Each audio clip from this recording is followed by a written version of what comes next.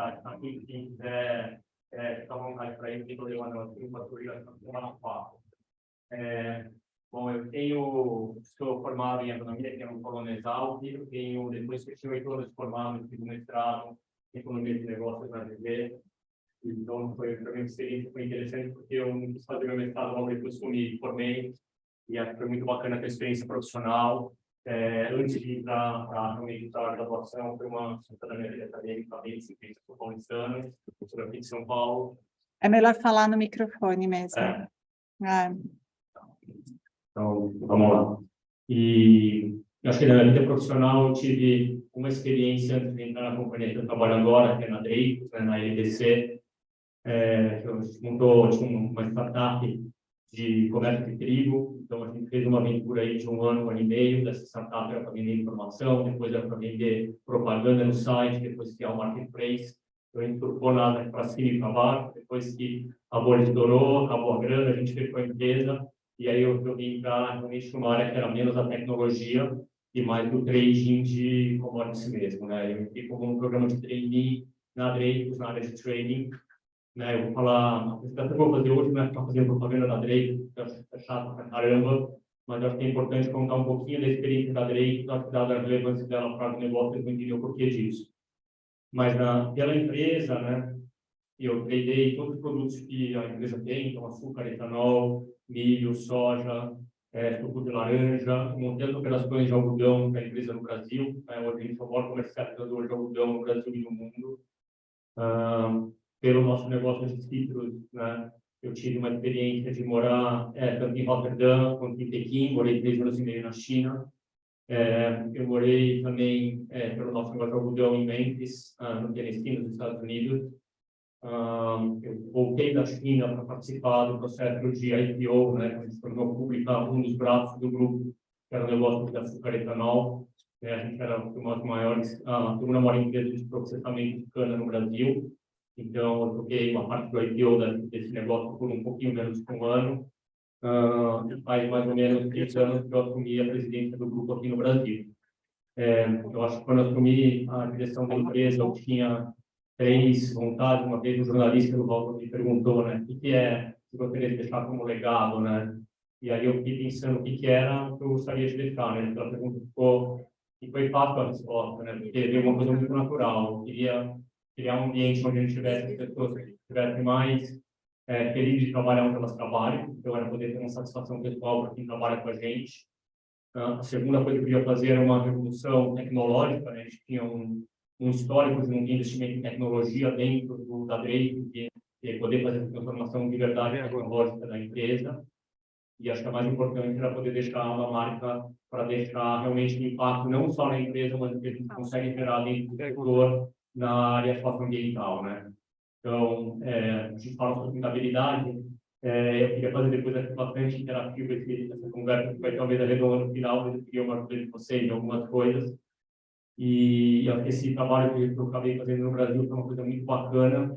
Em quase 6 anos, acho que botou o Brasil numa trajetória sustentável, eu acho que da Dreyfus, que diferencia ela de outros concorrentes, outras empresas do negócio, para isso um pouco. Mas certamente a gente colocou a Dreyfus no Brasil um patamar muito além do que está fazendo sustentabilidade da empresa no mundo, né? Vocês estão em 70 países. E aí, em agosto do ano passado, eu fui convidado também para assumir a área de sustentabilidade corporativa do grupo no mundo. Então, hoje eu carrego esses 2 papéis, né? Então, eu toco o negócio da empresa no Brasil e toco o negócio de sustentabilidade global. Então, pedido para fazer a minha apresentação essa. Minha apresentação pessoal. Eu tenho só alguns slides para passar para vocês, pessoal, e eu queria que vocês quisessem interromper, fizessem pergunta no meio da apresentação, a hora que vocês quiserem, tá? Eu acho que tem, volta um só, por favor, só para não sei se é o primeiro ou não. Esse do mapa. Aqui é só para dar uma ideia no mapa, né? Falar um pouquinho de novo, não era para ter propaganda da empresa, mas eu queria dar uma relevância porque falar da Dreyfus um pouco falar do agronegócio, né? Então, hoje no Brasil a gente tem metade dos funcionários da empresa no mundo, então a gente emprega 10 mil pessoas, né? A gente tem 33% dos ativos fixos que a empresa tem no mundo, estão aqui no Brasil. Eu vou falar um pouquinho deles no mapa. E a Dreyfus hoje é uma das maiores empresas exportadoras do país, né? Dependendo do ano, 5 ou 10ª.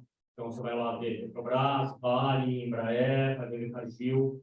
A Dreyfus, como a gente opera com vários subsidiários, não parece consolidado assim, mas a gente tem entre os maiores exportadores do país, não do agro, mas do país como um todo, né? Uma empresa fundamentalmente de exportação. Quando a gente vai no mapa do Brasil, acho que é uma coisa muito bacana, porque isso aqui no Mato Piba, né, Maranhão, Tocantins, Piauí e Bahia, a gente opera através de uma JV. Então, quando a gente está pensando em operação de café, Conilon Robusto no Espírito Santo, mas de café arábica em Minas Gerais, as operações de ciclos notas, estão concentradas no estado de São Paulo, açúcar, etanol, tem um pouquinho no Paraná, um pouquinho em Minas, mas basicamente é dentro do estado de São Paulo também, e no resto do país a gente opera com soja, milho e trigo em todos os estados, né? A gente tem uma divisão também de trading financeiro, então a Dreyfus hoje é uma das maiores operadoras de derivativos, tanto de dívida quanto de câmbio, são os maiores operadores de moeda que tem no país. Tá? Então, vamos lá. Pessoal, agora se você puder passar o próximo. Eu acho que a ideia era falar da sustentabilidade, mas só para conceitualizar um pouquinho o que é a empresa, né? Então, eu vou falar depois de todas as linhas de produto, mas para ter uma ideia para vocês hoje, mais ou menos 10 a 15% do Brasil tem o agro, passa pela LDC, né? Então, a gente não está no mercado de celulose, a gente não está no mercado de proteína animal, a gente não... E muito poucos outros setores que a gente não está dentro do agro, né? Então, a gente não está em fruta hortaliça, fruta que está pelo suco, mas não no comércio de fruta fresca em cima do suco. Então, a gente tem uma presença em todos os outros. Isso aqui é o propósito da empresa, né, global. Então, eu queria fazer a primeira pergunta para vocês, né? Se eu pudesse perguntar aqui nessa sala, talvez vou ter várias perguntas diferentes, mas o que é sustentabilidade? Eu queria que alguém me respondesse a definição do que é sustentabilidade, se alguém quer se arriscar a falar. O Todo mundo vai ficar AgroSTM tímido, tem ninguém fala obrigação nada. de participar, Sim. porque eles são Alguém muito quer dar antigos. um palpite? Pode ser qualquer definição, da mais piegas possível ou não. Alguém quer arriscar?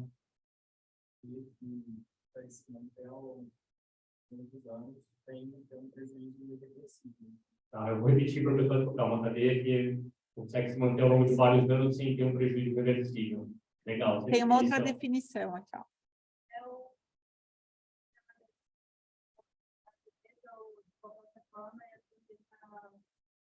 O bom uso da nossa tecnologia sempre estrague o ecossistema. Sim, sempre o ecossistema, a gente faz um bom uso da matéria-prima que a gente consome da tecnologia, né? Então, alguém mais tem alguma outra diferente disso? Não?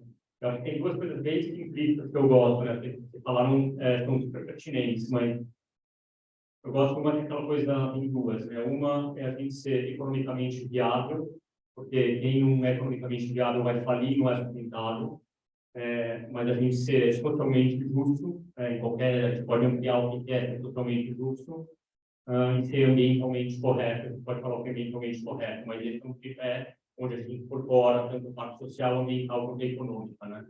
E tem uma outra que é como a gente está muito na linha do que vocês dois falaram, é como a gente consegue promover o sustento para as gerações atuais sem prejudicar o sustento das gerações futuras, né? Então, a gente dá uma ideia temporal como que a gente consegue fazer hoje as coisas sem atrapalhar as gerações futuras. Eu gosto bastante dessa definição também, que foi, em outras palavras, a definição que vocês dois trouxeram, né? Então, O Alessandro deixou também uma social, econômica, governança. a ideia é ESG, né? Que é Isso. Environmental, Social and Governance, né? Então, acho que esse é assim, quando ele fala um pouquinho das três. Essa questão do ESG, acho que é meio palavra da moda, um pouco eu gosto dela, a gente tem, mas ele fala muito aspecto da governança, né? Eu gosto menos dela. Porque a governança precisa ter governança, uma coisa muito corporativa nisso, né? Eu ainda gosto mais do conceito de a gente pegar no software ambiental, falar de sustentabilidade, a gente realmente fazer uma diferença na vida das pessoas e no planeta, tá?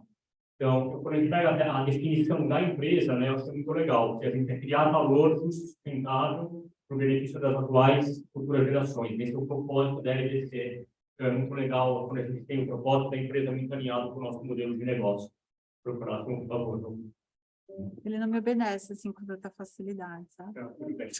Então, quando a gente pensa um pouco em alguma das coisas que a gente faz, vou falar nisso, né, alguns dos elementos que a gente tem que pensar na sustentabilidade, ele fala em proteger o meio ambiente, né, trabalhar com os parceiros, investir nas comunidades, então, cuidar das nossas pessoas, mas quando a gente fala das comunidades, da cadeia de valor, é muito maior que isso, né? Eu vou dar uns dados da empresa, mas pensar como a sustentabilidade ela não está dentro, não está só onde está dentro da empresa, mas ela tem um impacto muito maior do que está fora da empresa, e como que a gente consegue influenciar realmente a questão socioambiental para fora, né? Transbordar isso para fora da empresa.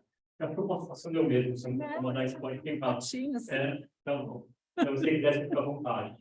Eu queria chamar a atenção que cuidar das pessoas, esse gráfico aqui, eu lembro quando eu assumi a empresa aqui no Brasil, tinha um acidente de trabalho, a gente pega 10 mil pessoas, pelo menos 2 fatalidades de acidente de trabalho dentro da empresa por ano, né? E era uma coisa assim, chocante, pensar num lugar que eu trabalho numa empresa que vem para cá e morre, né? Então, é uma coisa bastante fria, mas assim, como a gente consegue mudar isso, né? E a gente criou uma transformação cultural para se tornar a empresa mais segura de se trabalhar.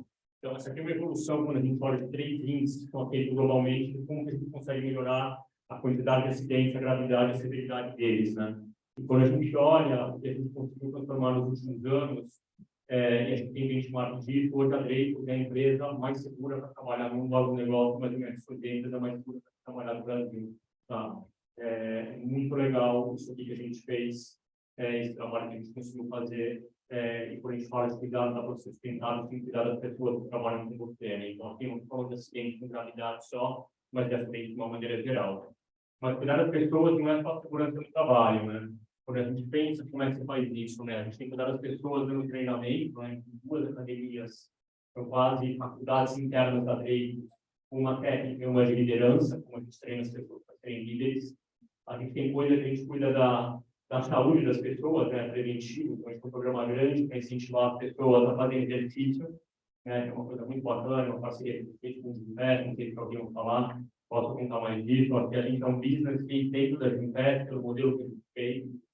E eu acho que tem vários programas que não posso citar o Chico aqui, mas eu acho que é uma coisa muito bacana, né? A gente acabou de passar na pandemia, a quantidade de pessoas que a gente teve em estresse, com problemas de saúde mental, sérios durante a pandemia, a gente teve um foco muito grande em saúde mental, e é muito legal a gente poder cuidar das pessoas que estão com a gente, das famílias das pessoas que estão com a gente também. Vamos lá. Social.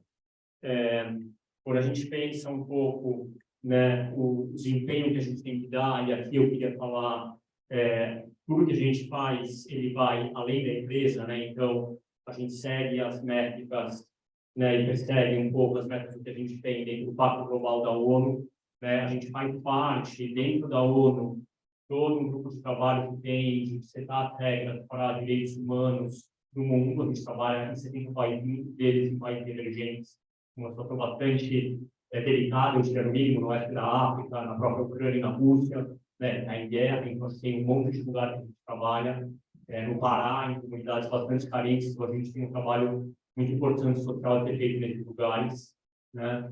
E a gente tem as políticas nossas, e o que a gente faz não só para dentro dos nossos colaboradores, mas que acaba atingindo as mais de 50 mil parceiros comerciais que fazem negócio com a gente, né? Então, quando a gente pensa em 11 mil colaboradores, a gente está falando de mais de 50 mil parceiros comerciais, que são esses caras que a gente tem que influenciar na maneira como a gente faz negócio, né? Então, eu vou falar um pouquinho dessas políticas depois, tá bom? Passa o próximo, por favor. Eu queria, antes de passar para falar da sustentabilidade, contextualizar um pouquinho do agro, né? Acho que aqui, vocês me desculpem que eu estou falando de coisas que são muito básicas para vocês, mas eu acho bacana a gente entender um pouco, né? Então, acho que é legal aqui, quando a gente olha, isso aqui é um mapa de distribuição do uso de terra, né? Como está no Brasil. E quando a gente olha o que é lavoura mesmo, né? A gente está falando de 8% das lavouras do território brasileiro. E quando a gente pega o que está preservado dentro das propriedades agrícolas, é maior do que em área de lavoura, né? Em área de PP, área de reserva legal, área de proteção permanente. Então, além do que a gente tem de áreas destinadas à preservação por lei federal, né, então, atividade quilombola, reserva indígena, a gente tem uma área na agricultura, onde a agricultura preserva quase a mesma área que o país preserva, de uma maneira legal. Quando a gente propõe essa matriz, hoje o Brasil ele é um país que tem, através do Código Florestal, a política de conservação de área mais potente, mais limpa que tem no mundo. E não é percebido assim lá fora, né? Porque 98% do desmatamento do país ele é ilegal, né? A gente culpa o agro um pouco por conta disso, lógico, tem as coisas que têm que ser transformadas e estão erradas, mas a gente tem um problema que eu acho que é muito desmatamento ilegal. Quando a gente pensa no serviço ambiental prestado pelos produtores do país, tem uma parcela bastante importante disso e que a gente tem que ajudar os produtores a fazerem isso e remunerar eles por isso também. Né? Então, vamos para o próximo, por favor. Eu gosto bastante desse mapa, vamos começar a olhar o mapa do lado esquerdo. Né? Basicamente a mesma coisa que eu falei, tem um trabalho que a gente pegou para construir um mapa de biomas, fez esse trabalho, essa pesquisa nossa, que é uma legenda de cor. Né? Quando a gente pegar o mapa do Brasil todo, a área verde, a área de vegetação nativa, né? Quando a gente pensa a área amarela, são áreas de pastagem, e tudo que está em roxo aqui, a área que é cultivada com cultura agrícola, né? Todas as culturas juntas. E aí, acho que é muito legal a gente ver, quando a gente pensa em potencial de expansão, a gente tem hoje, pelo menos, aí, 60 milhões de hectares de pastagem, a maior parte delas, quase 40 milhões, degradadas de baixíssima produtividade. Né? Alguém tem uma ideia aqui de quanto é uma área de soja ou de milho no Brasil, como um todo, para chutar? Qual é a área de soja e milho? Nenhum chute.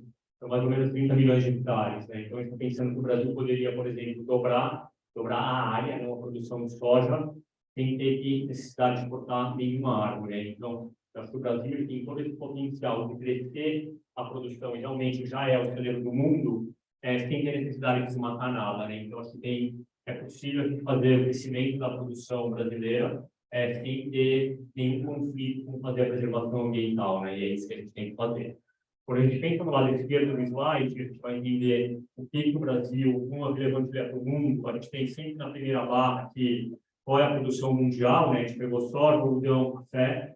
E quando a gente pega essa bolinha menor, qual é o tamanho da produção brasileira e produção da produção mundial. Né? Então, o Brasil é o maior produtor de soja, tem 40% da produção mundial. Ele é o quarto maior produtor de algodão em pluma, mas ele é o segundo maior exportador de algodão em pluma do mundo, vai ser o primeiro em pouco tempo. Tem 40% da produção do café, o maior produtor de café. Ele é 11% da produção de milho, tem total potencial no Brasil para superar os Estados Unidos em exportação de milho. De longe, né, 70% da produção de laranja. De longe, o maior produtor e o maior exportador. Ele também é o maior produtor e o maior exportador de açúcar, né, só para trazer algumas. Então, até aqui dá uma ideia que tem a relevância do agronegócio brasileiro para a produção de alimentos global. Né? Então, eu acho que as duas coisas, tudo que já o Brasil tem condição de crescer muito mais pelo que eu falei, preservando o ambiente. Né? Então, essas coisas têm que andar juntas. E aqui, só para dar uma ideia de quanto é importante o setor para cá. Né? Estava até conversando com a Luciana antes de começar a aula. Talvez há 10, 20 anos atrás, eu falei assim, o que vai cair em São Paulo, numa escola de administração, marketing, economia, querendo saber do agro. Né? Tem uma sala cheia. É muito legal a gente ver o porquê disso, né? E acho que é uma coisa muito simples para entender porquê, né? Quando a gente fala. A gente está falando aqui, a gente tem quase um terço do PIB brasileiro, né? Desculpa, tem alguns slides, tem algumas coisas em inglês, eles estão dentro do agronegócio. Quando a gente olha muitos dados, quando a gente olha só a agropecuária, que é 9, mas quando a gente inclui o serviço e a indústria relacionada ao setor agrícola, a gente expande o PIB do agronegócio brasileiro para quase 30% do PIB brasileiro. Né? Então, acho que isso aqui mostra o tamanho, a importância desse setor da economia brasileira. E quando a gente pensa em exportação, o saldo da balança aqui, né, que pega metade das exportações do país, elas vêm do agro. Né? Então, acho que muito que o país tem em relação ao ganho, a sustentabilidade econômica do país, né, no saldo de conta corrente, através da saldo da balança comercial, ele vem do agronegócio. Esse dado é interessante porque a gente acredita que o Brasil vai continuar sendo, pensando no futuro um pouco, o país que vai continuar sendo líder na produção mundial. Né? Então, aqui a gente precisa passar por todos os gráficos que estão aqui, mas basicamente ele mostra qual que é a competitividade que tem custo de produção no Brasil em relação aos seus principais concorrentes para as principais culturas que a gente produz. Né? Então, O Brasil ele não é o maior produtor de soja só, mas ele é o produtor de soja mais barato do mundo, né? Ele é o produtor de algodão mais barato do mundo, ele é o produtor de açúcar mais barato do mundo, né? Quando a gente pensar em grãos, ele é o produtor mais barato de grãos do mundo. Aqui a gente tem uma desvantagem, porque esse grão é produzido no Centro-Oeste, a gente vai até o Porto, o frete pesa muito, a gente não é o competidor mais barato posto na Ásia, mas é uma coisa que o Brasil está tirando esses gargalos. E quando a gente pega em café, pelo menos no café robusto, o Brasil hoje no Espírito Santo é o maior produtor mais barato, e dependendo da produtividade com o país que a gente comparar em países relevantes, ele acaba sendo um dos países mais competitivos também no custo de produção de café arábica, né? Então, o Brasil, quando a gente pensa em potencial de crescimento, ele deveria ser o país que vai ter capacidade de ganhar mais mercado global, mesmo já sendo líder hoje nos principais produtos que o Brasil produz, tá? Vamos lá. E por que a gente está falando de sustentabilidade? Agora que eu falei do agro, para a gente entender um pouco do clima, assim, né? Um pouco da questão ambiental. Eu gosto de olhar bastante esse gráfico, vou começar olhando ele pelo lado da bola lá, e desculpa ele está em inglês, mas esse aqui é um pouco, ele traz uma fotografia de quais são os setores que são responsáveis pelo aquecimento global, né? Ninguém tem dúvida aqui que o aquecimento global é um fato, ele existe, não é uma lenda. E quando a gente olha para o setor, a gente olha para o setor de energia, ali 73% do que se emite de gás de efeito estufa no mundo, ele vem do setor de energia, né? E aqui a gente tem letrinha bem pequena, mas ele fala que no transporte, energia usada na indústria, então tem uma parte desse consumo de energia, que também está falando de energia, que ele acaba impactando o ar da indústria, né? Ele acaba sendo utilizado para o setor do agronegócio. Mas quando a gente pega o segundo maior contribuinte para as emissões globais de gás de efeito estufa, ele vem da agricultura, né? Então, quando a gente pensa na importância que tem do agronegócio para a sustentabilidade global, pelo menos na agenda climática, eu acho que a agricultura está aí porque tem um foco grande. Quando a gente vai olhar o que causa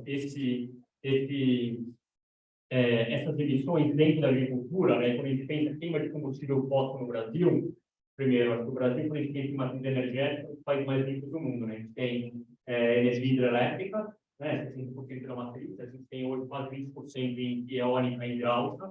Então, a gente pensa em indústria, nossa matriz energética é muito limpa no Brasil. Então, da onde vem as emissões brasileiras, eles têm fundamentalmente, quando a gente olha aqui, de manuseio do solo, né? Tem eu posso muito pouco, mas a barrinha verde aqui olhando o Brasil, diferentemente de China, Estados Unidos e Rússia, o Brasil é o terceiro maior emissor de gás de efeito estufa do planeta, e a maior parte do que vem daqui é mudança de uso de solo. O que é isso? É desmatamento, né?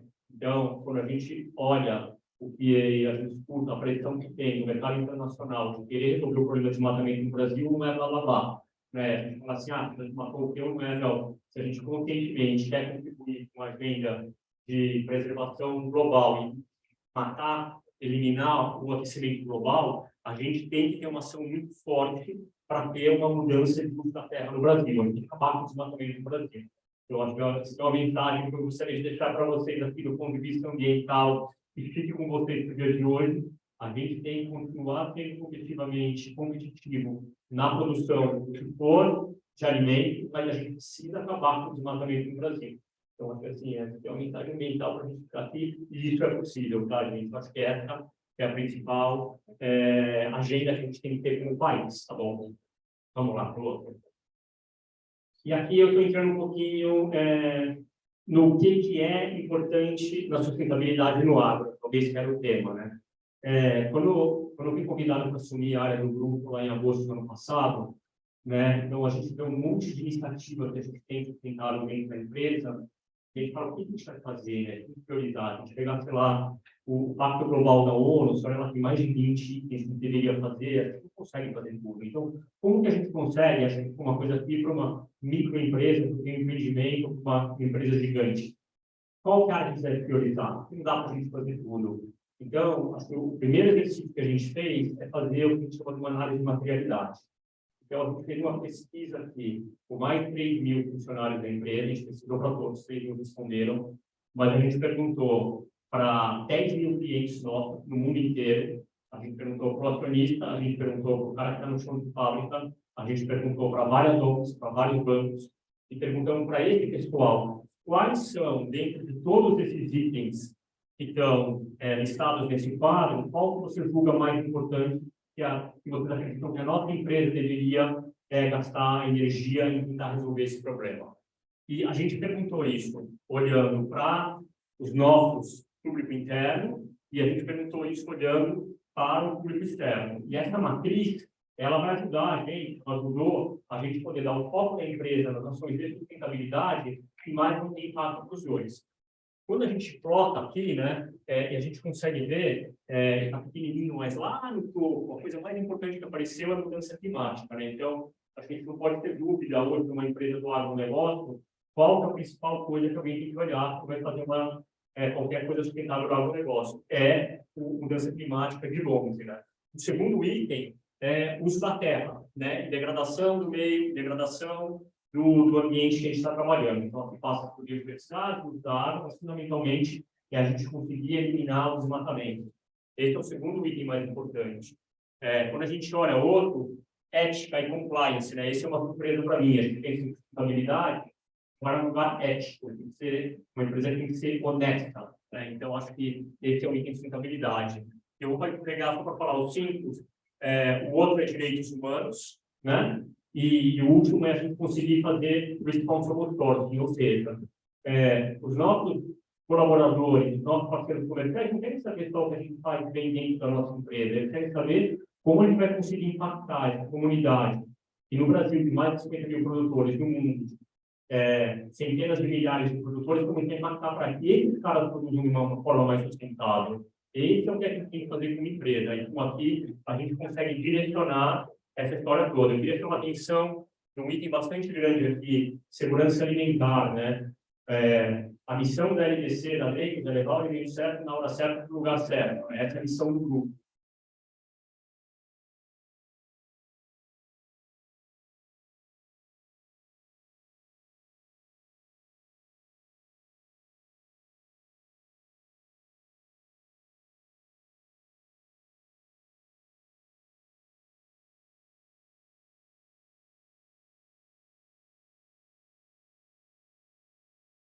Também. Vamos, Galton, por favor. Tá? E aqui tem um pouquinho que é como que a gente consegue, né? Como que o agronegócio no Madrid consegue fazer para a gente realmente tratar da agenda climática e do desmatamento, né? Então, a primeira é preservar as áreas de vegetação ativa que eu mostrei, que tem um terço do território nacional, que os próprios produtores preservam, como que a gente consegue incentivar o produtor para fazer isso. Tem alguém aqui que tem fazenda, ou pai fazendeiro, ou filho fazendeiro na sala? Você como você chama? Natália, tem fazenda onde, Natália? Em Minas. O que faz lá? De café, tem que estar conversando com o pai com a parte do café. Que legal. Tem certeza que o teu pai está em Minas, se você tem lá, se é montanhoso, você está, não sei, mas se fosse para o plano, você tem que ter, por ser Minas, você poderia ter 20% da área precisa ter mata e 80% você pode cultivar café, certo? Se tiver área que está próximo de rio ou área que está muito montanhosa, você não pode também cultivar nessa área.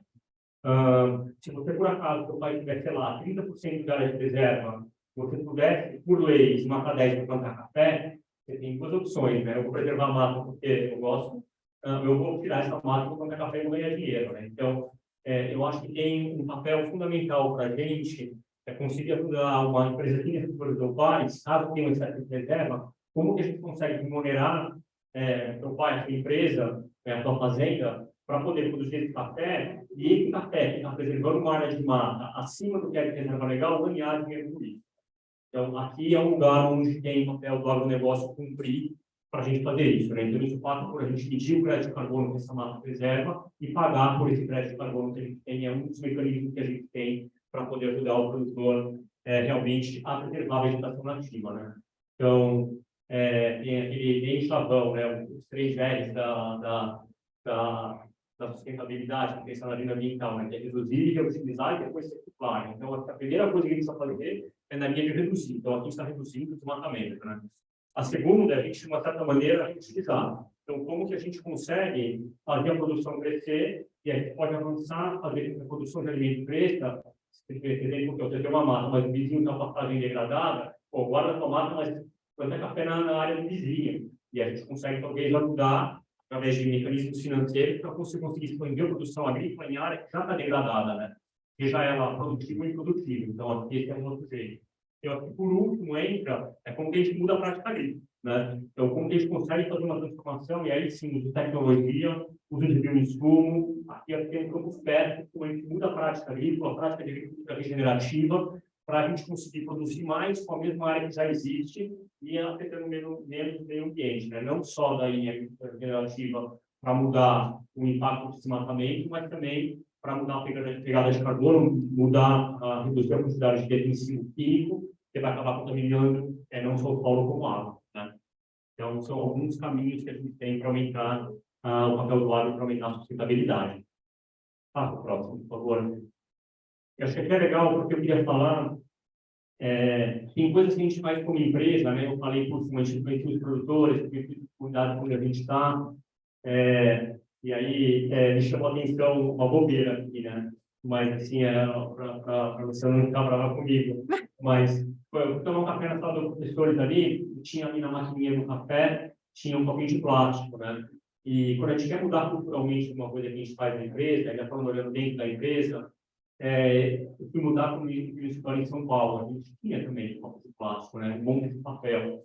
Então, a gente precisa mudar a cultura das pessoas. Então, a gente tem 300 pessoas aqui na Faria Lima, em São Paulo, e a gente tem 10 mil no Brasil. Como você muda, transforma no Brasil? Você precisa mudar a liderança. Então, assim, fazer um escritório que ele é livre de plástico, ele é livre de papel, eu acho que você começa a tocar nas pessoas. Isso é importante que tem da reciclagem, né? Então, vamos fazer isso. A gente fazia, e a gente criou também todos os bichinhos que ficam embaixo de cada mesa de cada um, para todo mundo levar os bichos quando você está reciclado. Pegava no fim do dia, o lixeiro vinha, pegava, juntava todo o bicho, colocava no só, levava no pé, não precisava nada. Mas a gente fez. Aí quando falar, pô, vamos criar isso no prédio, né? Então, o Suzano está no nosso prédio, tem várias outras empresas, vamos fazer no prédio inteiro. A gente colocou um programa de reciclagem de lixo no prédio inteiro. E é muito legal ver o poder científico, né? Porque as pessoas que estavam na empresa falam, pô, eu isso para minha casa. Então, você começa a criar uma internalidade, porque tem um multiplicador muito bacana. Isso que a gente consegue fazer dentro da empresa, você consegue levar para fora também. Tem coisa que a gente não vai conseguir fazer sozinho. A Dreyfus hoje, ela tem mais ou menos 15% do custo de todas as commodities agrícolas que passam no país. Mas só 15%. A gente conseguir trabalhar com os nossos concorrentes, com as outras tradings, para poder fazer um impacto maior, a gente tem que falar no setor todo, né? Então, por exemplo, na soja, que é uma das principais áreas cultivadas no país, a gente fez um acordo conjunto setorial com todas as empresas que estão aqui, que começou com a soja, mas a gente trouxe Marfrig, né? A gente trouxe a JBS, para poder fazer todo o trabalho para ter um roadmap, né? Um mapa para a gente conseguir eliminar o aquecimento global das cadeias de valor onde a gente atua de uma maneira setorial, né? Então, como isso funciona? A gente vai lá na COP, no ano passado foi legítimo, né? A gente foi lá e a gente criou um monte de programa para negociar com os governos, não só no Brasil, mas fora do Brasil, mas para todas as empresas conseguirem construir comprometimentos comuns para poder eliminar, né? Então, tem coisa muito legal aqui. Eu acho que no ano passado, nessa COP, que foi no Egito, esse ano vai ser em Dubai, a gente conseguiu que todas as empresas do setor tivessem um comprometimento que, a partir de 2025, elas estão comprometidas a não comprar mais nenhum produto de área desmatada. Então, aí é muito legal, né? Você consegue, não foi a Dreyfus que fez isso, acho que é uma coisa que você discute isso com o setor como um todo, mas trabalhando juntos, a gente pega todas as empresas aqui, a gente tem realmente o poder de transformar o cenário em do agronegócio como um todo, né? Então, tem coisa que a gente faz sozinho, tem coisa que a gente tem que se juntar. E aqui no tema ambiental é muito legal, né? Porque é uma maneira que ela é comum a todo mundo, tá bom? Então, acho que é importante você trabalhar, inclusive, com concorrentes, quando a gente está falando em questões de fato ambientais, acho que é super importante. E a cada empresa tem o teu, a gente vai além um pouco, né?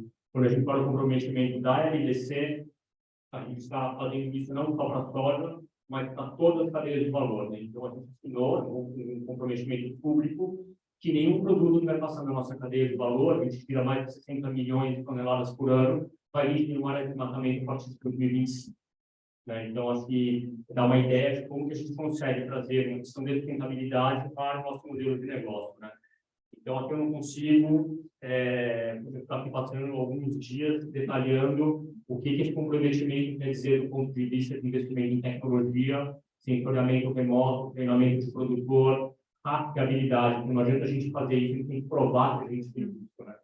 Então, acho que aqui realmente é um lugar muito bacana. De novo, a gente está dando da questão do desmatamento e não só para o aquecimento global, mas para a questão de biodiversidade e uso de recursos hídricos também, tá bom? Então, é uma maneira de diferenciar a empresa do ponto de vista de sustentabilidade. Vai lá.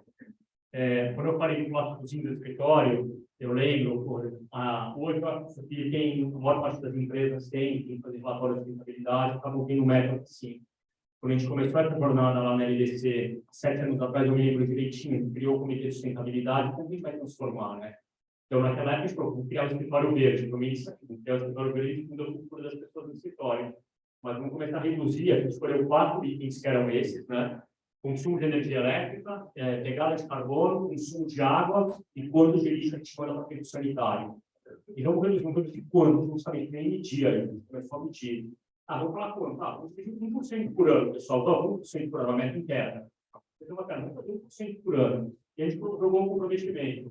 E aí, jogou o desafio para todo mundo. E aí foi muito legal, porque, por exemplo, hoje todos os escritórios da empresa no Brasil todos são escritórios verdes, são carbono zero, não tem plástico, não tem papel.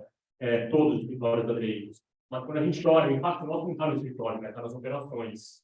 Reduzir resíduos sólidos para aterro sanitário, a gente zerou. Então, hoje, você pensar em todo o fluxo no Brasil, tem um pouco mais de 15 milhões de toneladas que a gente gira, mas 15 milhões de toneladas de produto não gera 1 quilo e vai para o aterro sanitário. A gente faz a reciclagem de 100% dos produtos que a gente tem. Reduzir o consumo de água, tem um monte de projetos, que a gente tem irrigação para as fazendas de laranja, mas em algumas fábricas também, um monte de projetos de tecnologia para a utilização de uso de água e de irrigação de gotejamento para a gente conseguir reduzir o consumo de água. A gente está fazendo um tratamento bastante grande de uma fonte de biogás, um tratamento frequente para reciclar água, aproveitar na própria fábrica. Então, tem um monte de coisa que a gente trazendo tecnologia e essa sustentabilidade junto, a gente consegue transformar o negócio. Redução de emissão de pegada de carbono, eu acho que são todas as iniciativas que eu já falei, e o grosso dela é no nosso comprometimento de eliminar o desmatamento das nossas cadeias de valor. Tá bom? Vamos lá. Eu acho que tem um desafio bastante importante quando a gente fala de agronegócio, qualquer empresa. Não é o que você faz na sua empresa, mas é o que você faz com quem está fornecendo para você. Então, hoje, quando a gente compra de um produtor, a gente consegue ajudar o produtor. A gente fala com ele, dá uma solução, vai. Por exemplo, quando a gente compra de um comerciante, de uma cooperativa, de um intermediário, e esse cara compra de vários produtores, então a gente consegue transformar o nosso fornecedor em direto, né? Então, para a gente transformar o fornecedor em direto, tem um grau de desafio muito maior, e a gente precisa criar solução não só dentro da cadeia de valor como um todo, a gente precisa ir também no direto. E por que é isso? Quando a gente vai para frente na cadeia de valores, são cadeias para o negócio, eu tenho certeza que a Luciana dá aula disso para vocês. Tem trabalho disso. Quando vocês vão olhar a cadeia de valor, o consumidor do supermercado está querendo uma coisa, e ele está pedindo um rótulo que está sustentável. Esse é o consumidor, né? Eu gosto de falar consumidor e não cliente, tá? De propósito. O consumidor quer isso. Quem é a indústria? O supermercado vai querer vender isso. O supermercado quer, a indústria de alimentos que vende no supermercado vai fazer aquilo. E essa indústria de alimentos está vindo buscar esse produto nosso. O momento que a gente conseguir engajar o produtor, nosso fornecedor indireto, a gente consegue chegar para uma indústria de alimentos e dar, de uma maneira rastreável para ela, um produto que de forma sustentável. Seja sócio, quanto ambientalmente. Nisso, a gente vai conseguir depois poder entrar e se diferenciar e gerar valor para o nosso cliente também. Então, esse é o posicionamento que a gente tem que ter. A gente pode fazer isso com certificação própria, e acho que eu passo o próximo, por favor.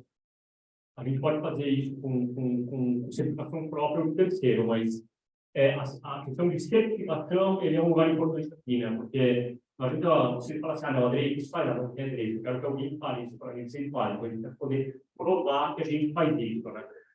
Tem algumas outras iniciativas, a gente tem um investimento, por exemplo, numa empresa, uma parceria de um biológico, não faz tudo sozinho, né? Então, mudar como o produtor falar, não usa mais adubo químico, não usa defensivo, uma coisa é falar para ele fazer, outra coisa a gente pode ajudar ele a fazer. Então, a gente tem alguns investimentos com empresas que fazem isso no biológico, e a gente vai poder certificar essa cadeia de valor que usou defensivo biológico e o defensivo químico, né?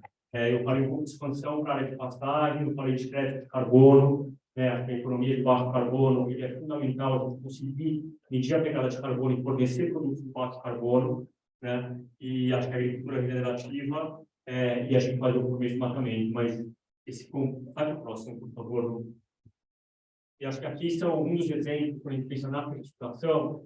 Aqui são todos em inglês, desculpa, mas essas são precificações para cada cadeia de valor: café, milho, algodão, suco, óleo de palma, soja, açúcar. São resultados que já existem nessa cadeia de valor, né? Então, rainforest, fair trade, são selos que já existem e são reconhecidos. A gente pode adotar eles, que são importantes no lugar de diferenciar. Mas várias empresas conseguem fazer isso. Eu acho que a gente tem que ir como empresa além. Então, como que a gente consegue criar políticas nossas, criar rastreabilidade, incentivo ao produtor, que a gente consiga dar esse diferencial que a gente faz para poder dar uma solução para o nosso cliente. Então, tem um monte de diferenciação que a gente está colocando dentro da própria empresa como estratégia de marketing também, de poder não só capturar e criar um impacto para cima na cadeia de valor para trás, mas entregar valor para frente para os nossos clientes, tá? Então, vamos lá, acho que esse era... E aqui é o último slide que tem assim, para um bate-papo, né? Porque quando a gente pensa, que vale para qualquer empresa, né? Você tem um estudo bastante, eu gosto bastante do BTG, né? Do Boston Consulting Group, que eles fizeram para olhar qual é o grau de maturidade das empresas que elas estão dentro de uma agenda de sustentabilidade, né? Não é só empresas do agro aqui, a gente está falando de todos os setores, né? Então, eles pegaram aqui 52 empresas do S&P, né? Então, algumas das 52 empresas maiores empresas do mundo listadas em bolsa, e eles olharam, né, o grau de maturidade que estão na maior parte das empresas, né? Então, a primeira coisa que a empresa pode fazer é colocar uma política de social corporativa, estou responsável socialmente. É um mínimo, tem vezes que você nem opera, né? Tem alguns que têm iniciativa oportunista, fiz um programa, fiz alguma coisa, claro, pode ver que TLDC, a gente fala tudo, né? Só que uma coisa vai um pouquinho além, mas é muito pouco. Aí tem uma iniciativa de excelência. Talvez eu dê um exemplo na nossa área de segurança, né? Hoje, a gente é uma referência de segurança no trabalho. Realmente, ninguém é melhor que a gente hoje nisso. Mas o que é o básico, né? Quando a gente começa a pensar como a sustentabilidade realmente ela vai gerar valor, é quando ela é um pilar principal da sua estratégia. Ou seja, não é que você faz uma coisa de sustentabilidade. A sustentabilidade é como você faz um negócio de forma sustentável, né? E aí, realmente, quando você for a sustentabilidade na estratégia, você começa a diferenciar. E aí você consegue realmente atingir vantagem. Quando a gente pega os comprometimentos dessas empresas, é muito interessante, se a gente pegar de todas as empresas que estão com comprometimento público de redução de pegada de carbono, só 20% delas estão dentro da meta. Essa é uma meta linear, não é uma empresa que está conseguindo. Todo mundo falou que ia fazer, só 20% está fazendo. Quando a gente pega de plástico reciclável, só 25% delas, né? Originação sustentável de materiais é um pouco mais, mas mesmo assim é 60%. E meta de redução de água 45%. Isso está dizendo, né? É muito fácil falar, né? Fazer uma outra história. Então, você vai fazer um comprometimento público, você talvez tenha um impacto inicial bacana que você fez. Você realmente entregar e poder mostrar aquilo que você falou, e você fazer, que é o grande diferencial, né? Tem todo um discurso aí de greenwash, né? Não sei se você conhece o termo, mas basicamente eu acho que é hoje o mercado muito mais maduro depois de uma onda de dizer que você tem sustentabilidade como um valor diferencial, e todo mundo falou que faz coisa sustentável, mas você faz de fato, você tem que medir, e na medida que você medir, você tem que mostrar que você faz, e aí sim você realmente consegue criar um valor com estratégia corporativa. Então, acho que para os slides, esse slide que eu trouxe só, eu falei rápido. Essa desculpa eu vou falar, porque lá parece que eu falei que fazer mais interativo, mas a gente fala um pouquinho de Q&A para cá. Eu trouxe um foco bastante grande, né, pensando, eu acho que é legal, porque é uma empresa grande, né, estou falando de uma empresa bastante grande no país, mas se eu pegar esse business case nosso, os princípios que estão aqui, eles valem o princípio de uma fazenda, eles valem o princípio de uma microempresa, eles valem o princípio de uma startup. Eu acho que os princípios que estão aqui, que tem que reger como você usa a sustentabilidade para fazer uma diferenciação, em qualquer área, mas pelo menos para o negócio, se você fizer análise de materialidade, não vai dar muito diferente do que tem que ter aqui, né? Então, é ser ético, cuidar das pessoas dentro da empresa, mas olhar para fora, ajudar o fornecedor a fazer uma jornada mais sustentável e, com isso, realmente se diferenciar e dar uma solução para o seu cliente na cadeia de valor. Então, era isso aí. Acho que a gente podia fazer um bate-papo, vou pegar uma água agora. Obrigado. Eu vou pedir para o professor Eduardo Sper vir aqui e vou deixar aberto. Eu só queria ter certeza se o pessoal de... Eu peguei tua água, tá ali mesmo. Tá bom, obrigado. Me roubar de novo. Eu queria saber se o pessoal de casa, né, os que estão aí no online, se vocês estão ouvindo e se quiserem fazer perguntas. Eu queria até ver se alguém queria, de repente, abrir o áudio. Estamos ouvindo. Ale, vê se você consegue falar. Eu vou parar de stop share aqui. Estou falando aqui, ó. Alô, alô, Abrir alô. 1, 2, 3, testando. Não abre o áudio? Ele falou que estamos ouvindo. Eu queria Alô? saber se...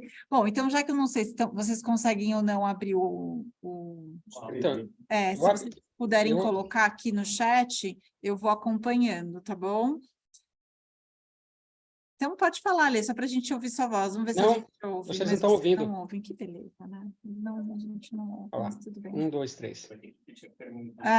Tudo bem. Então, eu vou pedir para quem estiver no online fazer as perguntas aqui, escrever para mim, tá bom? Que aí eu leio e passo aqui para o Murilo.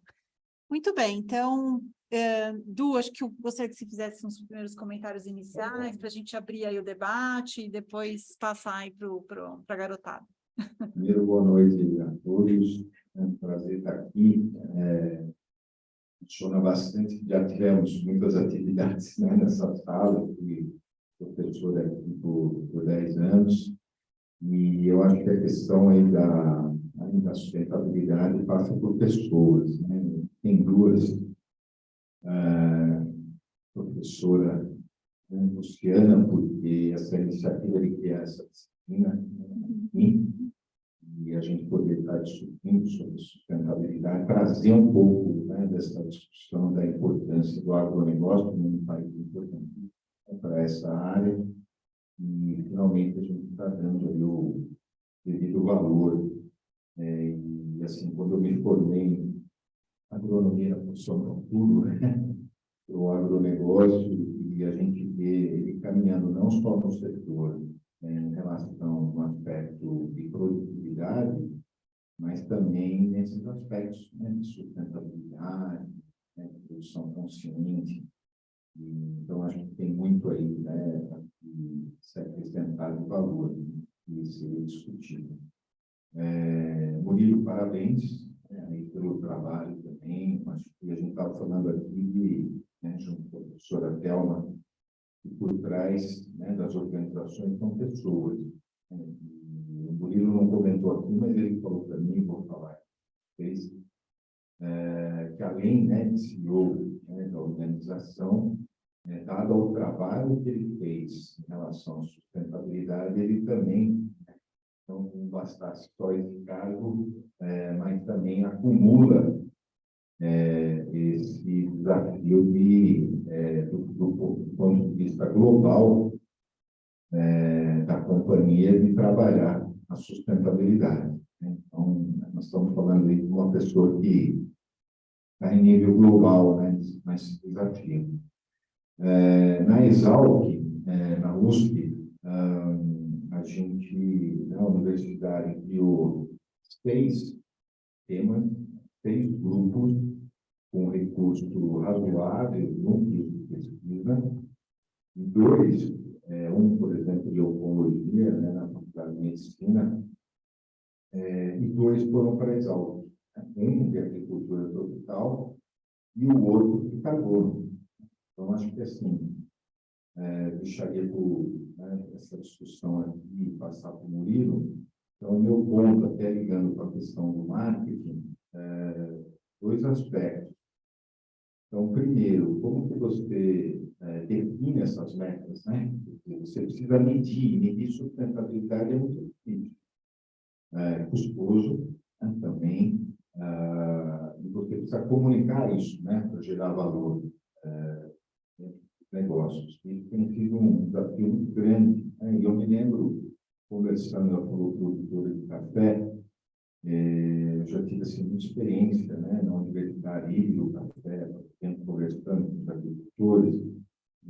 Olha, eu preservo minha massa, eu faço isso, mas ninguém ninguém paga, né? Ou seja, como que a gente mensura esse valor? Como que a gente beneficia aquele que é mais sustentável daquele que não é, né? Então, ia julgar essa pergunta, né? Aproveitando que a disciplina de marketing, como que uma organização ela consegue desenvolver ser sustentável e ainda, né, ganhar prestígio, né? Não é só a questão financeira, mas de branding, de imagem, de acesso ao mercado. Então, queria colocar isso, né? Como é que vocês estão trabalhando esse aspecto de chegar na cabeça do consumidor essa informação e o consumidor conseguir valorizar, perceber esse valor na organização? Obrigado pela pergunta. Eu vou dar uma resposta longa, tá? Complexo. Mas acho que é bacana, são alguns aspectos que eu queria comentar. O primeiro, a gente é uma empresa de intermediação. A gente não tem B2C, não tem nenhum produto com o nosso brand. Então, a diferenciação nossa para o consumidor final é uma coisa muito difícil de fazer. A gente tem que dar isso para o B2B, para o nosso parceiro, que é um cara antes de estar na face do consumidor. Mas, de qualquer maneira, a gente precisa dar solução para ele. Então, esse é o primeiro ponto. Acho que como mostrar isso tem basicamente dois jeitos. Assim. Ou a gente tem um programa de certificação própria, tem que ser muito incrível fazer, ou a gente tem uma certificação de terceiro. A certificação de terceiro, ele é talvez um caminho mais fácil, é o atalho mais curto, e é importante. Então, por exemplo, tem alguns exemplos, a gente usa Fair Trade, né, que a gente está dando, que é a remuneração, é um selo social que o consumidor está pagando no supermercado, está chegando lá no começo da cadeia de valor para o pequeno produtor. É um exemplo que eu estou dando, mas a gente tem Rainforest, no café tem C4, TZ, não, Super tem Bom Desculpe, por aí vai. Tem uma série de certificações que são mais estabelecidas no mercado, que você tem regras, normas que você vai ter auditado, e que tem que estar na sua cadeia de valor para você poder fazer. Então, isso vale tanto para a nossa empresa, mas para a gente poder ter a gente precisa mostrar que o produtor está tendo essa prática, porque produtores que estão adotando isso. Então, o papel nosso é, selecionar produtores e excluir os que não são, esse é um jeito, mas a gente acredita muito no lugar de como a gente engaja o produtor, como a gente ajuda o produtor a chegar lá. Então, isso passa por assistência técnica, isso passa por pagar prêmios, sim. Então, quer dizer, o produtor, nesse caso, fez um manejo diferente, ele tem que ser compensado financeiramente por isso, porque ele merece isso, né? Então, um serviço socioambiental que tem que ser conhecido pela cadeia de valor. Então, esse é um jeito da gente fazer. Eu queria usar um pouquinho de um exemplo, né, que eu acho que ele sem entrar muito numa questão técnica, mas eu acho que é muito legal da gente pensar, e eu vou voltar a falar de clima, né, porque hoje o que a gente escuta, eu acho que desde que eu assumi essa cadeira, né, como papel global, eu fiz questão de visitar as principais operações nossas mais críticas, né. Então, eu cuidei café no Vietnã, eu cuidei palma na Indonésia, cuidei das operações do norte do Mato Grosso, nas áreas de fronteira e no Pará. Então, esses lugares onde tem o maior risco e a maior pressão da sociedade para a gente não ter desmatamento nessas cadeias. Para a gente criar um incentivo do produtor a não desmatar ou remunerar ele, eu acho que os mecanismos de crédito de carbono vão ser a moeda para a gente conseguir fazer isso. Então, como que a gente faz isso? Né? A gente tem que ir lá e medir a prática que o produtor tem, e poder certificar. Então, ele tem uma área de reserva legal, ela está em excesso ou não, quanto tem de carbono aqui? Vamos lá, certificar de crédito de carbono. E a beleza desse processo é porque se a gente pegar aqui as empresas de meio de consumo, tá? Nome talvez vocês conheçam, Nestlé, Danone, Unilever, né? Talvez nomes conhecidos de vocês. Todas as empresas têm uma meta de estar carbono neutro até 2030. Elas foram lá, de acordo com o protocolo de Paris, tem que limitar o aquecimento global até 2030 até 1,5 grau Celsius, não pode passar disso, e elas fizeram esse compromisso. O problema é que as empresas fizeram o compromisso delas, conseguem fazer até na fábrica delas. O produto que vem para esse é o escopo 1 e o escopo 2 na pegada de carbono. São 3 escopos na pegada de carbono. O escopo 2 está na questão dela, o escopo 3 não está, é indireto. Então, o exemplo da Nestlé talvez mais simples, para pegar no café, que é um produto. A Nestlé vai vender táxi ou não, vai vender café na prateleira, e tem na pegada de carbono daquele café na prateleira, por mais que ela tenha alguma industrialização, é café. Então, ela, para conseguir ter aquele café livre de carbono, ela tem que ter comprado uma empresa, por exemplo, da Dreyfus, livre de carbono. Para a gente, por exemplo, um produto de baixo carbono, a gente não tem como fazer mágica na nossa operação. A gente tem que comprar de um produtor. Então, a gente poder ajudar o produtor a ter uma prática agronômica, que é de baixo carbono, medir, pagar um prêmio para ele, eu vou conseguir segregar isso para impacto. Um prêmio ao produtor, por segregar na minha cadeia de valor, então, com segregação, você isolar isso, mostrar essa confiabilidade para poder dar para o nosso cliente que é Nestlé, para dar esse Nestlé poder no mercado e falar, olha, o meu café, ele é de baixo carbono, estou dando um exemplo de nomes reais aqui, é numa cadeia de valor talvez uma das mais simples, né? Quando a gente vai, por exemplo, numa cadeia de soja, é muito mais complicado. Porque daí a gente está falando do farelo, que vai virar ração, que vai virar uma proteína animal no abatedor, que vai ter 2 ou 3 processamentos depois. Então, quanto mais curta é a cadeia de valor, mais fácil é você se diferenciar. Quanto mais longa, ela é mais complexa. Mas o princípio ele é o mesmo, né? Então, acho que a questão de certificação é onde você estava fazendo. Isso passa por você adotar tecnologia, adotar serviço ao produtor e rastreabilidade, né? Acho que por aí que passa a diferenciação perfeita. Vou completar. Eu queria te agradecer muito, Murilo. Foi muito legal, porque foi uma aula aí, né, para o pessoal. Eu acho que levanta um ponto de questão principal, né, do que é você limitar a ação, né, a prática, o discurso. Você colocou muito bem isso. Eu faço a empresa falar, na prática, fazer outra história, né? Quando você fala de cadeias, piorou, né? Mas puxando a sardinha aqui para o consumidor, os meninos, a gente viu vários relatórios, né, que a gente traz muito a discussão das tendências do consumidor, né, de alimentos. E a gente está vendo uma mudança muito importante, principalmente com a chegada dos plant-based, né, estão transformando no mercado, e também uma preocupação, óbvio, né, de mais orgânico, mas também sobre a questão dos transgênicos. Eu tive uma palestra num congresso que a gente gosta de ir na Alemanha, há uns 4 anos, antes da pandemia. E foi uma pessoa, como é que todo mundo fala? Porque aquilo me chamou muito a atenção. Então, foi uma pessoa da Bunge, para dizer, ele era praticamente um grande comprador, né? Ele estava ali para falar sobre sustentabilidade. Deu papel aqui hoje. E ele falou, olha, a gente está mudando a nossa operação de compra e originação por conta do peso e importância do mercado de plant-based. E comprar soja não é mais como comprar soja no passado. Hoje a gente já tem que fazer uma soja. Então, eu queria te perguntar, assim, isso no Brasil, né, na tua área lá, você já vê isso, quer dizer, o consumidor realmente chegando ao ponto de definir uma legislação de uma trade?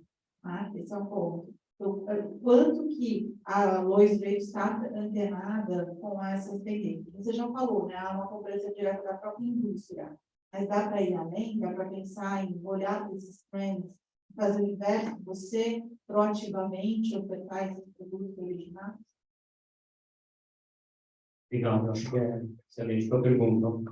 A resposta é sim, né? Então, assim, antenado no trend, sim, eu acho que pelo comprometimento que a gente por desmatamento, eu acho que ele vem a um atrelado à nossa capacidade de medir o carbono na nossa cadeia de valor e dar solução de baixo carbono para qualquer empresa. A gente pode fazer isso por balanço de massa ou por segregação carga-carga, né? Que é a Index Reserve, são 2 jeitos de fazer a estabilidade disso. Eu acho que tem gente que está disposta a pagar um prêmio, porque realmente a cadeia de valor você vai ter a estabilidade, até o produtor mesmo falando de soja. Talvez café, algodão, carne em container é mais fácil. Quando a gente tem produtos a granel, a complexidade é maior para a gente fazer isso, mas é possível, né? Então, por exemplo, a gente tem programas de farelo de soja, a gente dedica uma fábrica para fazer livro transgênico. A gente tem portos segregados com armazém para poder fazer livro transgênico para atender o mercado específico. A gente tem um programa bastante grande, por exemplo, de biodiesel, de óleo de palma na Indonésia, do mercado alemão, para dar um exemplo, fora do Brasil, onde 100% da cadeia a gente tem, até o microprodutor da Indonésia, que são milhares, a gente tem a rastreabilidade dessa cadeia toda para poder atingir o mercado alemão. Então, são coisas que não é mais comprar óleo de palma, mas é como quem a gente vai comprar, com que prática foi feito aquilo. E aí não é só a gente falou para bastante comprar, mas assim, a rastreabilidade da cadeia de valor, a segregação da cadeia de logística é crucial nisso, né? E isso é uma coisa que custa, né? Então, assim, tem uma complexidade. Eu queria aproveitar a sua pergunta para tocar um gancho importante, que eu tenho só para pegar aqui a opinião de todo mundo da sala. Que tem é a favor de transgênico, levanta a mão. Tem alguém? 1, 2, 3. Não, é sem filtro. Depois a gente filtra. Quem é contra o transgênico? Estou com vergonha, não, gente. E quem não acha nada é o resto. É isso, faz pessoas com opinião. Vamos fazer de novo, vai, gente. Mesmo que não tenha opinião. Quem é a favor de transgênico mesmo? Mesmo não tem importância, por exemplo, levanta a mão. E quem é contra, assim, que é radical contra você, uma, duas. Tá bom.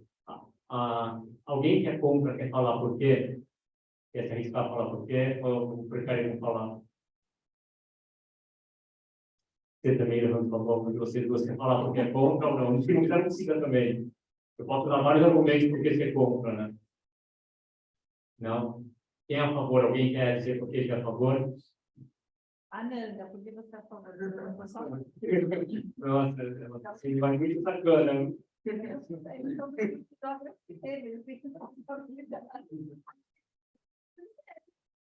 Presidente no dia a dia. Não me questiona. Não,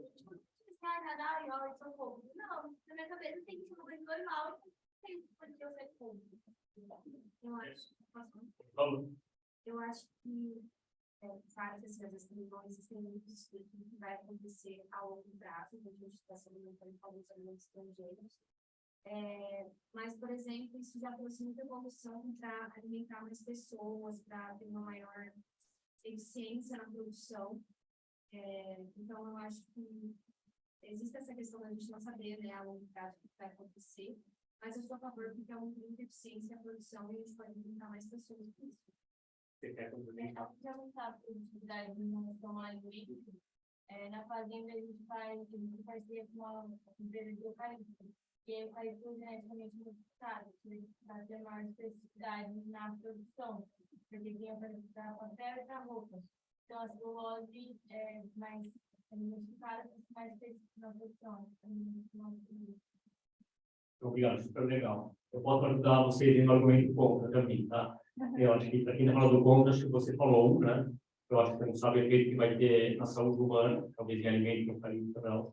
Que você pode ter o efeito no prazo transgênico, mas também na biodiversidade, né? Você acaba tendo, na pandemia, você acaba tendo, talvez, uma redução da base genética de população, que pode causar um problema, isso é um ponto. Tem talvez um terceiro, que é concentração de poder econômico em poucas empresas que detêm a tecnologia do transgênico, você tem que discutir oligopolizar ou monopolizar. Então, são alguns dos argumentos contra, né? Acho que, por favor, vocês falaram, talvez, quer falar mais? Trabalhos atrás sobre a FAO, né? E a FAO tem muitas críticas, porque eles dizem, assim, os críticos dizem que a FAO apoia, né, os alimentos transgênicos, e eles criticam porque eles podem favorecer realmente, como você falou, algumas empresas que possuem a tecnologia. No caso da FAO, é uma bandeira da segurança alimentar. Você trazer um alimento que possa ampliar o acesso de maior número de pessoas ao alimento. Eu vou ficar participando do humor, não vou falar minha opinião aqui. A gente está sendo gravado, então brincadeira. Mas, assim, a gente pode escutar o argumento dos dois lados, né? Mas é uma questão super, acho que mostra complexidade, porque é uma provocação propósito, porque tem empresa que quer esse estrangeiro, mas tem empresa que quer também soluções que são, eu quero maior produtividade, eu quero maior produção de proteína, quero outras alternativas do que a gente pode ter de produção de alimento, de produzir mais e de poder ajudar a combater o desmatamento, que a transferia ajuda, né? Então, é uma questão muito fácil de você, uma questão muito complexa, desculpa, de você conseguir realmente equacionar isso tudo, né? Como você posiciona, o que você agrega. Eu acho que, assim, o posicionamento de uma empresa como a nossa, a gente vai acabar fazendo cadeias de valor segregadas para a livre estrangeria, desde que ela faça sentido a ter, uma das maiores empresas que têm programas de estrangeiro para a Europa, hoje a gente não faz mais, né?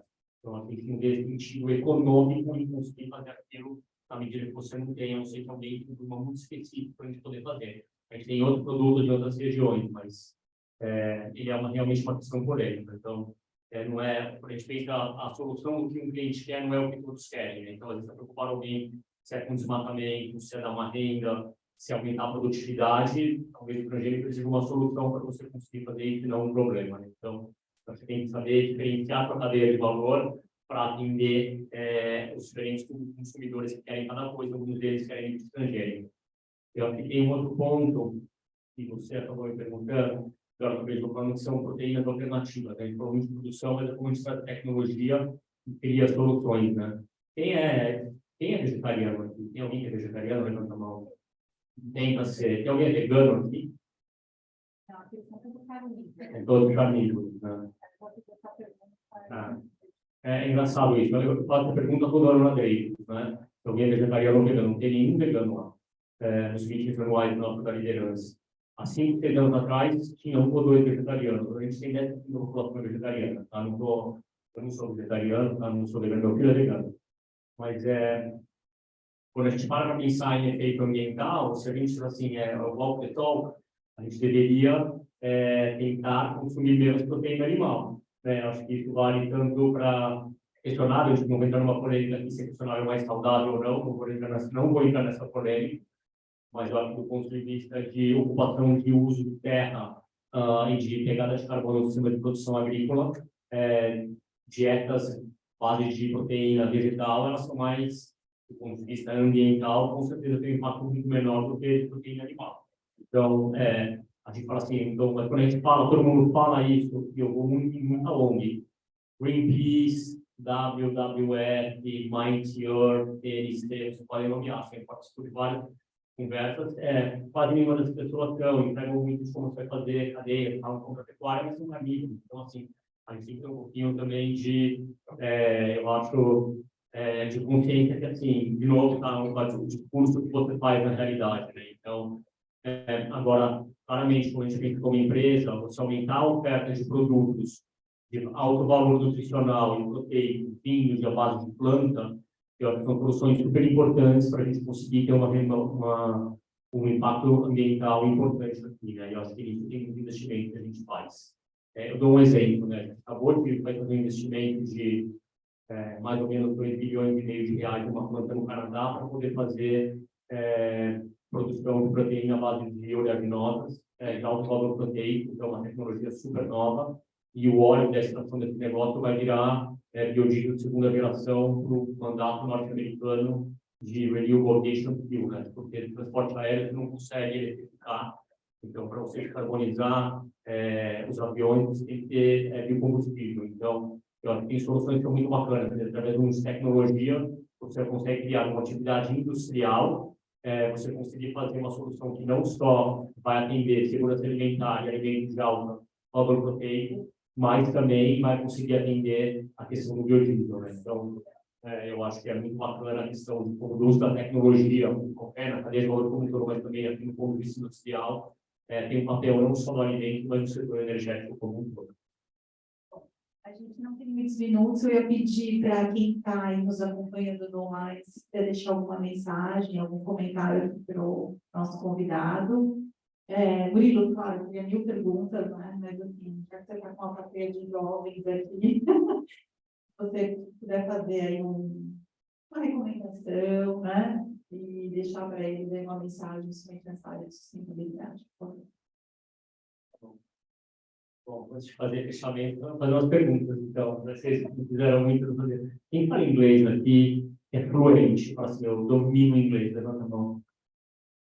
Levanta de verdade, para eu poder ver. Quem se vira no inglês, assim, que não é fluente, mas fala. Tem alguém que não fala nada, nem lê, não escreve, não tem nem noção? Não tem. Está com vergonha. Mas acho assim, a primeira dica que é essa, gente, assim, eu estou falando inglês, né, não estou falando de espanhol, francês, alemão, mandarim, mas assim, eu acho que em qualquer, quando eu vejo hoje eu posso usar a minha empresa como exemplo, não é porque é uma multinacional, mas o cara que está comprando soja no interior, o cara que está comprando uma fábrica, ele precisa de inglês. Então, acho que assim, uma dica não tenham vergonha do pouco inglês que vocês tenham, mas continuem estudando inglês. Eu acho que é uma coisa muito chavão, mas eu acho que ela é muito importante. Inclusive, para que a gente espera que todos vocês sigam para os nossos programas de mestrado e doutorado. A vida acadêmica ou profissional, né, em qualquer setor. Então, acho que essa é uma dica que fica, né? Acho que ela é uma coisa muito clichê, mas é muito importante. A Drake está com um programa de trainee, né? E a gente começou a filtrar. Pô, por que está no programa de trainee novo? Então, geralmente tem 20 trainees por ano. Então, primeiro a gente falou assim, pô, vamos pegar abril para inscrição. A gente teve, há 2 anos, um ano antes da pandemia, a gente teve 20 mil currículos, 20 mil para 20 vagas. Como que você seleciona 20 mil para 20 vagas, né? O primeiro foi o inglês. Se não fala inglês, nem passa na peneira na prova, né? Então, isso é só falar que fala. Depois tem o primeiro teste, tá? Aí mais metade, assim. Então, 10 mil foram, 5 mil foram por língua, né? Então, no teste básico, primeiro não falar inglês para ele, tem o básico. Tem que ter o básico poder, pelo menos, ler para qualquer coisa que vocês quiserem, né? Se tiver outras línguas ótimas, essa é a primeira coisa que tem aqui. Segunda coisa, assim, eu queria deixar essa questão da sustentabilidade, eu sou apaixonado pelo tema ambiental e social, de verdade, mas, assim, não pode ser blá, blá, blá. O que é sustentabilidade para você? Então, se querem falar que quer trabalhar, talvez tenha um glamour nessa história, né? Eu vejo muita gente que fala que quer, talvez hoje, quando a gente abre uma vaga dentro da empresa, pô, sou presidente da empresa no Brasil, eu vou abrir uma vaga na área financeira, numa área de trading, uma empresa de trading, uma área de trading internacional, acho que é uma área talvez mais cobiçada historicamente da empresa. Eu diria hoje que a publicidade só tem uma vaga na sustentabilidade, que tem mais gente que aplica para direito de sustentabilidade. Aí fala assim, o que você vai na sustentabilidade? Pô, quando a gente vai falar o que é detalhadamente, tem que ir interior, tem que conhecer o produtor, você tem que estudar TI, você tem que estudar certificação, você tem que criar programa, você tem que ter um monte de projeto, tem que fazer assim, tem um trabalho de chama salvar, que a gente fala, né?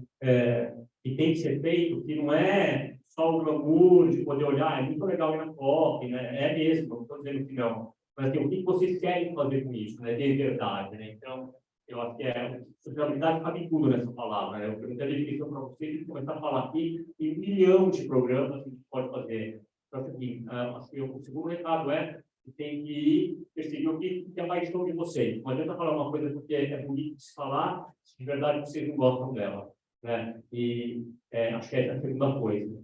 A terceira, e não é clichê, eu acho que não é qual é a área que cresce mais e a área que dá mais dinheiro, né? A área que vocês realmente acham que poder tesão em trabalhar, e paixão em fazer, isso é o que importa, né? Então, acho que o sucesso profissional, o crescimento de carreira, a grana é consequência disso, mas não é, como pediu para algumas pessoas, eu estou falando assim, muito básico, mas eu acho que é muito verdadeiro isso, né? Então, eu não acho que as pessoas têm que se preparar para isso. A segunda é continuar estudando, né? Eu acho que essa questão, que a maior parte de vocês está na graduação, uma que é de graduação, mas a pós-graduação, seja vocês emendarem uma pós, fazer depois, não importa quando, se querem fazer mestrado, doutorado, lá por sempre, não importa, assim, continuem estudando. Eu diria, talvez por último, que o grosso do aprendizado de vocês, a academia complementa, mas ela vai vir on the job, né? Então, enquanto vocês estão aqui, vão fazer estágio, vão fazer viagens, vão fazer imersão, vão pesquisar, testem e errem, né? Assim, eu, sei lá, na minha vida eu mudei muito de área, né? Mudei tanto de país, mudei de região, morei no interior, trabalhei com várias áreas, né? Tive acertos e tive erros, né? Assim, isso vale na vida acadêmica e no começo da profissão também, né? Não se iludam com o nome da empresa que vocês estão indo, acho que você tem que se preocupar quais são os valores, quais são os princípios onde vocês estão indo trabalhar, e vocês se identificam com eles, e aí você tem que sentir isso na prática e não ficar no papel, porque tem muito de lógico, né? Bom. Ju, você queria deixar também, por favor, uma última palavra?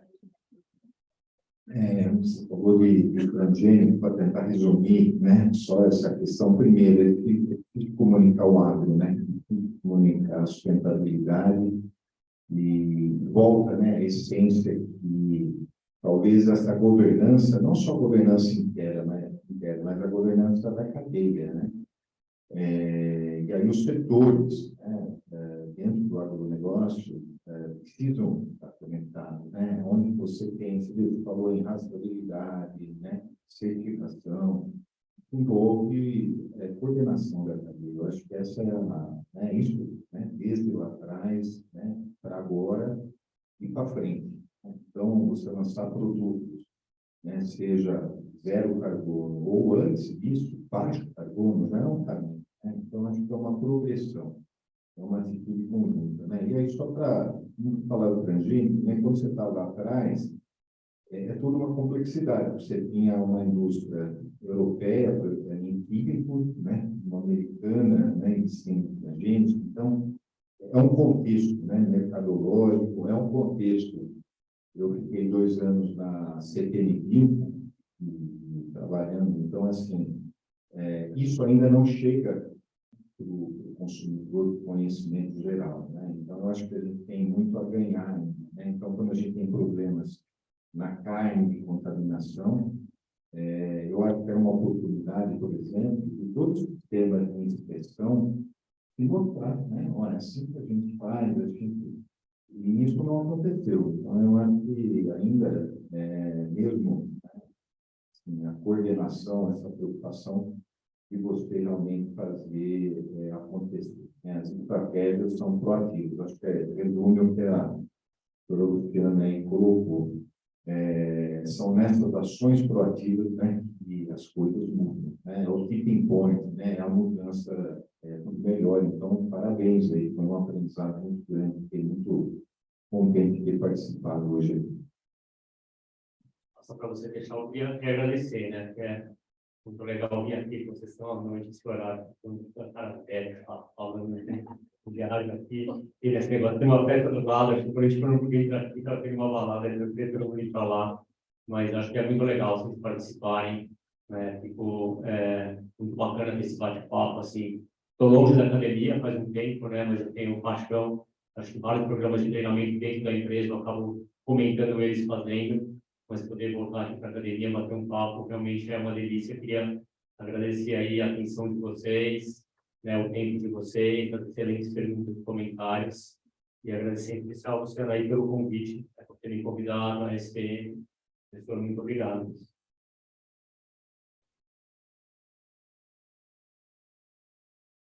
Pessoal, dá por encerrado aqui o nosso encontro, agradecer mais uma vez a sua presença e a presença de todos que vieram prestigiar e quem também está nos acompanhando aí no online. Eu vou deixar o vídeo, vou tentar, né, não ver 1000 recortes que a gente vai ter que fazer, mas vou deixar para divulgar, que a gente tem YouTube do grupo de pesquisa, e lá a gente vai postando todos os vídeos, várias palestras que a gente já fez, nossos encontros. E Murilo, você é mais um convidado para vir fazer doutorado com a gente aqui, tá bom?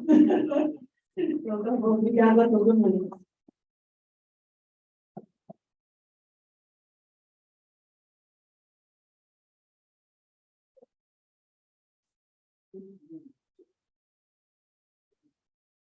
Oi. A gente pode tirar uma foto com todo mundo aqui para postar